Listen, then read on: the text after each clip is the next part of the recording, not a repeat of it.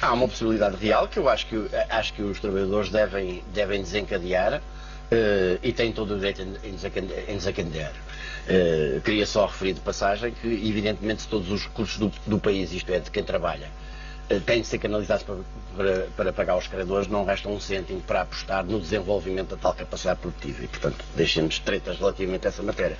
Ora, quanto a esta questão dos subsídios de férias de Natal, porque realmente são os rendimentos do trabalho, isto é, são os trabalhadores que suportam o essencial da carga fiscal, eu chamaria a atenção que em 2010 os rendimentos do trabalho, os impostos dos rendimentos do trabalho representaram 34,7 mil milhões de euros, enquanto os de capital representaram 1.000 milhões de euros. Isto mostra bem, apesar de ter reduzido o número absoluto de agregados familiares que descontam em IRS, dado o empobrecimento geral da população, e a medida que é adotada é uma medida de ir em cima dos rendimentos de quem trabalha. O acórdão do Tribunal Constitucional é uma monstruosidade jurídico-política e é preciso dizer isto com toda a clareza.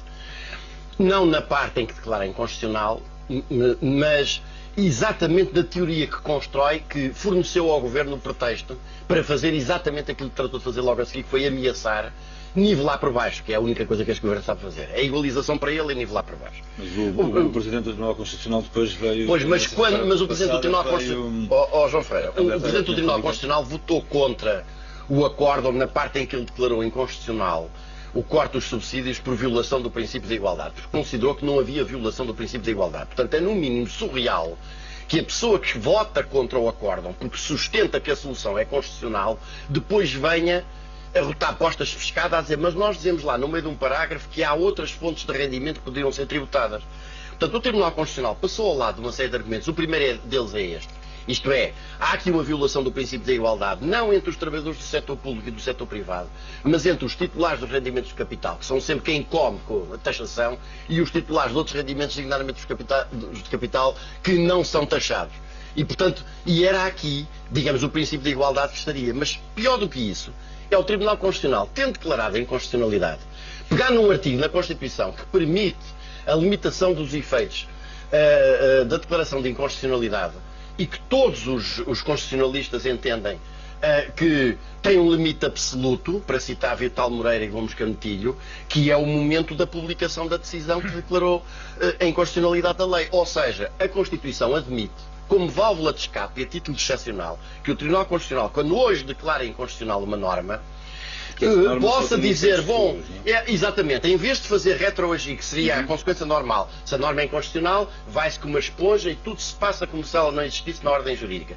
Mas, tendo em atenção os efeitos que ela já produziu, então só produz efeitos daqui para diante. Não, o Tribunal Constitucional salvaguardou não só os efeitos que já foram produzidos, como aqueles que vão ser produzidos em novembro. E disse, no fundo, ao Governo, isto é um roubo, mas eu legitimo o roubo. Legitimo o roubo de julho, porque demorei, de junho, o subsídio de férias, demorei o tempo indispensável a preferir o acórdão para o roubo já está consumado e dizer agora dava muito trabalho e era muito complicado devolver, e limitar os efeitos da declaração de inconstitucionalidade para novembro. Mas atenção, esta declaração, e é aqui para responder agora concretamente e terminando já, esta limitação dos efeitos da declaração de inconstitucionalidade está prevista na Constituição apenas para os casos de fiscalização abstrata da lei. Isto é, quando é pedido, designadamente por um grupo de deputados, analisar esta lei.